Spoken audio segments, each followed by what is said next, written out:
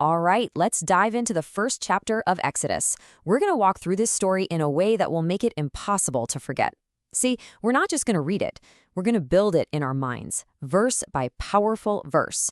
So let's get started right at the very beginning.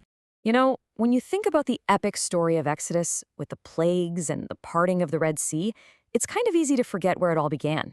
And it starts right here, with a single family, just a group of 70 people. That's it, a number you could probably fit into a large living room. But of course, time passes. And that small family, they don't just grow, they explode. It's like watching a time lapse.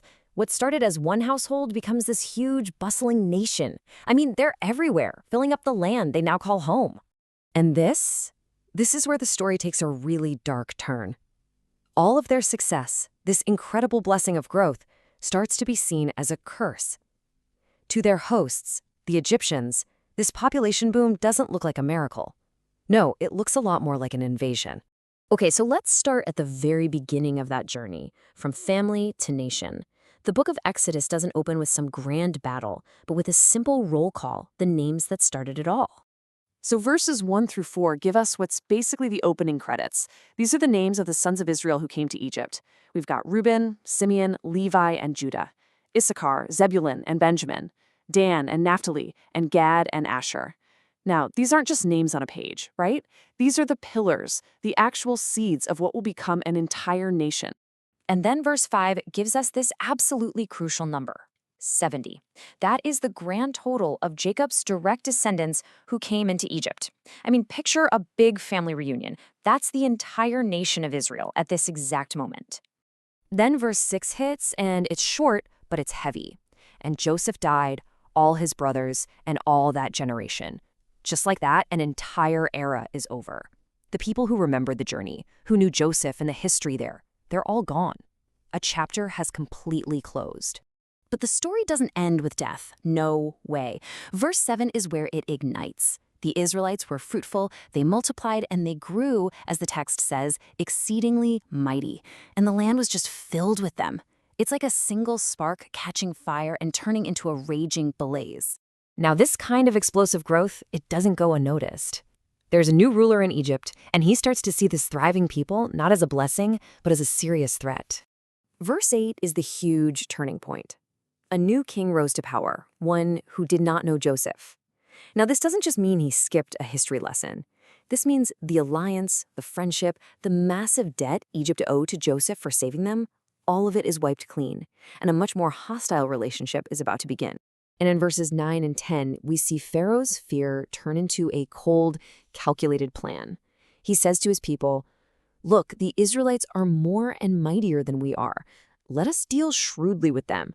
He's paranoid that if a war breaks out, they'll join Egypt's enemies. He's not thinking about building bridges, he's thinking about how to crush them. So what's this shrewd plan of his? Well, it's brutal. Pharaoh's first idea is to just crush them with bitter labor. Verse 11 puts that plan into action. They set taskmasters over the Israelites to just grind them down with heavy burdens. Picture brutal foremen forcing them to build the supply cities of Pithom and Ramses. This is grueling, soul-crushing work under a blazing sun. But then we get to verse 12, and we see this amazing paradox. The whole plan backfires, big time.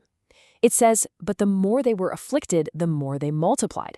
It's the exact opposite of what Pharaoh wanted. Every attempt to stamp them out just made them spread and grow stronger. You can just imagine the Egyptians' fear turning into outright dread. So, in verses 13 and 14, the Egyptians double down on the cruelty.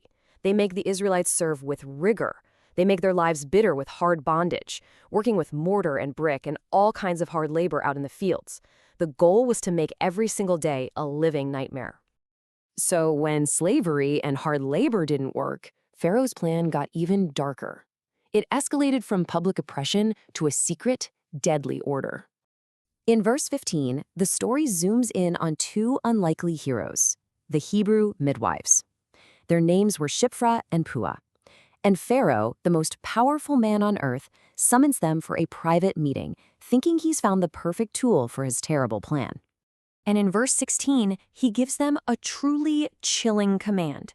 He tells them, when you are helping the Hebrew women give birth, if it's a son, you shall kill him, but if it's a daughter, she can live. This is a secret order for genocide, a plot to destroy the future of the Israelite people before it can even begin. I mean, can you imagine? You're given an impossible command by the most powerful man in the world. So what happens now? Well, what happens next is an incredible story of quiet courage. We're about to see two women who dared to defy absolute power. Verse 17 gives us their answer and their reason. But the midwives feared God and did not do as the king commanded. They let the male children live. You see, their fear of God was far greater than their fear of Pharaoh. So they made their choice. And of course, in verse 18, Pharaoh finds out and summons them. He is not happy. And their excuse in verse 19 is just brilliant. They look Pharaoh in the eye and say, because the Hebrew women are not like the Egyptian women, for they are vigorous and give birth before the midwife comes to them. It's an incredibly clever and courageous lie that completely stumps the king. And verses 20 and 21 show the results of their bravery. God dealt well with the midwives. In fact, he gave them their own families.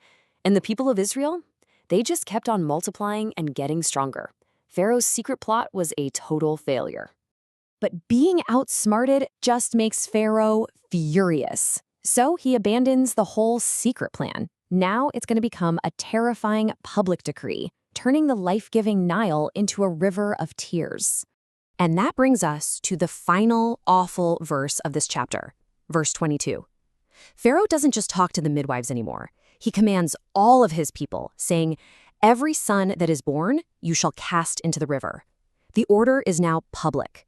The hunt is on. The chapter ends in just complete darkness, with a death sentence hanging over an entire generation of children. It leaves us with this huge question. When hope is being drowned in a river of sorrow, where on earth can you find courage? Well, as we're about to see, sometimes it shows up in the most unexpected of places.